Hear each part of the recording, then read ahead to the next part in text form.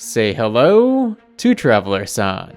Through the creative use of game mechanics, and at times glitches, we're on a quest to see just how much of Genshin Impact can be completed using only the Traveler. And we sometimes... we pretty much always break things. If you enjoyed the series, do make sure to like and subscribe. It helps travelersan out a lot. This is the hardest challenge in Genshin Impact. Clearing archery training in the second act of Inazuma's Archon Quest with only the Traveler, specifically Geo Traveler. Look, it can be done super easy with Hydro Traveler, but because I put off this Archon Quest for years, and should have done it long before Hydro Traveler was released, I'm going to do it with Geo. I want to know what it would have been like. And also because, let's be honest, I'm basically the Archon of Starfell Sword. Do you know how many thousands of these I have precisely placed in my dozens upon dozens of out-of-bounds and game-breaking adventures? As if I could walk away from the ultimate Starfell Sword test. Let's break it down, shall we? We need to destroy the blue targets without hitting any of the red targets, using the very bulky AoE damage of Starfell Sword. You can see I have my trusty Harpastum gadget equipped. I had to try it, but surprisingly, it doesn't break targets. Now you might be wondering, and rightfully so, how in the heck is it possible to only destroy the blue targets without hitting the red targets? And how is that going to be even remotely possible in the 89 seconds you're given? Yes, you only get 89, even though it says 90. Heck, sometimes you start with only 88 on the clock. Totally unfair. To answer those questions, watch this.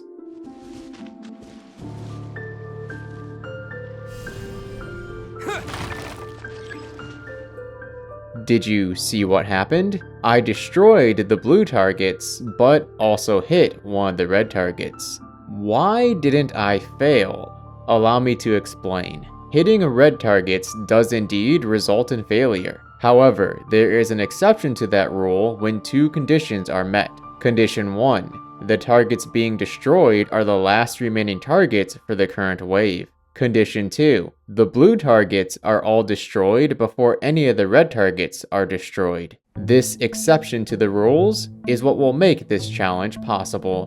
But oh boy, do not in any way take that as meaning this will be easy. To pull that trick off requires precise placement of Starfell Sword. We're talking down to the millimeter on the screen, accuracy of which can be thrown off if you're standing in the wrong spot. It is a game of trial and error on the highest difficulty, of taking one's best educated guess based on previous experience with Starfell Sword placements, to eke out both the correct place to stand and the correct spot to aim.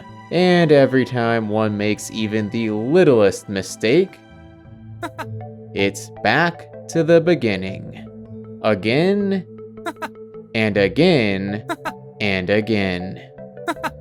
Pressure getting to you? I went through the 5 stages of grief with this challenge. Allow me to share with you that wonderful experience. The denial. This will be easy because I already practiced it on my main account with the Inazuma daily commission that has you replay this portion of the quest. What can I say? I like to be prepared. Traveler Void here crushed this daily using Starfell Sword, and it didn't take long at all. But you, dear viewer, probably already know from the long introduction where I stated over and over how difficult this will be, that the practice with my main account was for naught. I probably would have been better off by not deceiving myself by practicing with the daily commission. The anger. Can't they draw a square? This square on the ground. The spot you can't leave, else you instantly fail. Why do the lines not match up with the actual available area? I'm clearly still within the borders and Teppei mocks me for failing. Bro, do you have eyes? I'm within bounds. And how is this what you're calling me out for anyways? I'm not even using a bow. Meanwhile, in other areas, you can safely step over the line. This is infuriating. For someone detail-oriented like myself, who likes things to match what's shown, having to figure out the real boundaries on a boundary line of all things is just... This is what it actually looks like. Cool square, huh? If that weren't enough, the area has a low ceiling. Try climbing atop Starfell Sword and you fail. The bargaining. If I just aim for the sky. It'll be a difficult road, though maybe things will work out. No, really, aiming for the sky is my actual strategy. After much trial and error, I found placements using marks on the ground to create somewhat consistent places to stand, along with specific spots to aim using tree leaves. Progress was being made. I had finally reached Wave 4, and it didn't look so bad. One Starfell Sword should be able to clear this with the right placement. Is what I kept thinking.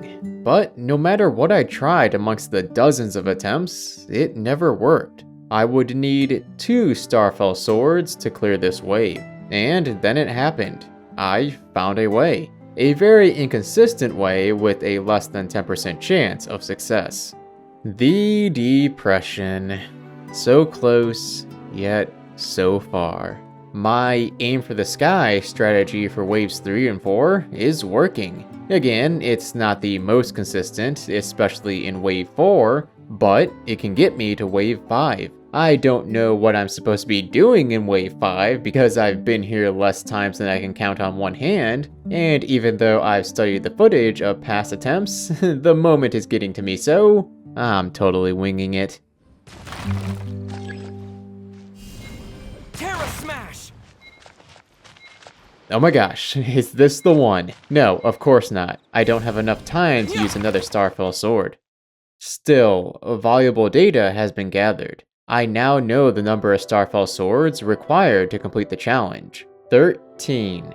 Multiplying the 6-second cooldown timer of each use by 13 gives us 78. Because the cooldown of the final Starfell Sword doesn't matter, we can subtract a use from that, giving us 72 seconds eaten up by Starfell Sword cooldowns. My average reaction time to activate the skill after its cooldown resets is 0.283 seconds. I measured this by taking samples of frame data from the moment this white glow appeared around the skill icon after cooldown finished, until the moment the icon darkened from activation. This does need to be multiplied by 13, giving us 3.683 seconds. 75.683 seconds wiped from the clock, meaning I have 13 seconds to fine-tune my aim with Starfell Sword. There's really no room for extra movement from travelersan. I'll need to make sure I get him standing in the right spots during Starfell Sword's 6-second cooldowns. Which brings us to the final stage. The unacceptance. That's right, screw accepting defeat. I've invested way too much time into this to just give up. Do I care that it's attempt 200 plus? Yes, actually, this is trying even my patience. But I will not yield. I have the math. If my current setups aren't working, then I simply need to return to the drawing board. I simply need to find new places to stand, new spots to aim. I simply need victory, no matter the cost. Let's break it down one last time. From top to bottom, let's examine the insanity of archery training with Starfell Sword. 129 on the timer. I refuse to lose another whole second by starting on a 128 attempt. The quickest of Starfell Swords right off the bat to destroy the target. So quick that the aimer doesn't even appear. Now to toe the line, to adjust the camera angle during cooldown to speed up aiming, and to strike at the magic arrow sticking out of the back target's head. Why is this arrow magic? Because it's a tiny bit of collision near the center of the object. The game doesn't know how to place Starfell Sword on that, resulting in both it and Starfell Sword being destroyed instantly. I will no longer aim for the sky, for I found a new setup using the line in Wave 3 that is incredibly consistent. In Wave 4, I've discovered the magic arrow in the target's head also works here. Look at this brilliance. Attaching Starfell Sword to the target and destroying both of them before it is able to cause damage elsewhere. Wave 5 is the longest, requiring 5 uses of Starfell Sword. This wave seems simple at first glance, but it has a trick up its sleeve. If you clear the left side with the 4 targets last, you will fail the challenge by timeout. But you also can't clear it first because there's a lingering Starfell Sword obstructing aim.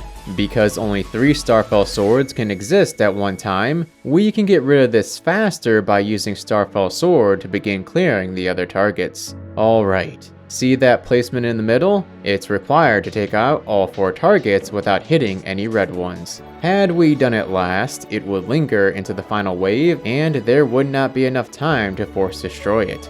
The target would also be inside of the construct, making it difficult or impossible to hit by targeting the construct, something I noticed a lot of when practicing the first wave.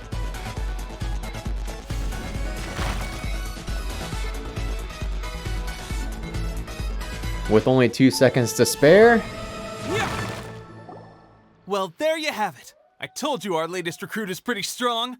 victory, baby! That was incredible. It is, and I guess I should append, in my opinion, but really it's undoubtedly a fact, the most difficult thing in Genshin Impact. It has been solved. And not just a lucky break, but a fully analyzed and planned out solution that can very likely be replicated, if you're feeling just a tad bit insane yourself. Or you could just use Geo Traveler because, you know, Fontaine's already been released. To further analyze my run, I calculated the aim time for each Starfell Sword by counting frames from the moment the skill icon went dark to the moment the cooldown timer appeared. Here's the full breakdown of the run. A total of 11.02 seconds spent aiming. With all aim, cooldown, and reaction times added together and subtracted from the 89 seconds allotted, we get 2.3 seconds remaining, which lines up nicely with the clock. With the biggest hurdle out of the way, the rest of the Inazuma Archon Quest is ready for tackling. Miss Signora and the detestable Shogun, prepare yourselves. Thanks for joining me on this mad challenge. If you enjoyed the content, a like, subscribe, and share are all appreciated. And if you want to keep notified of whatever other madness I'm up to, feel free to follow me on Twitter @Moosashi. This is Moosashi and travelersan signing off. Till next time.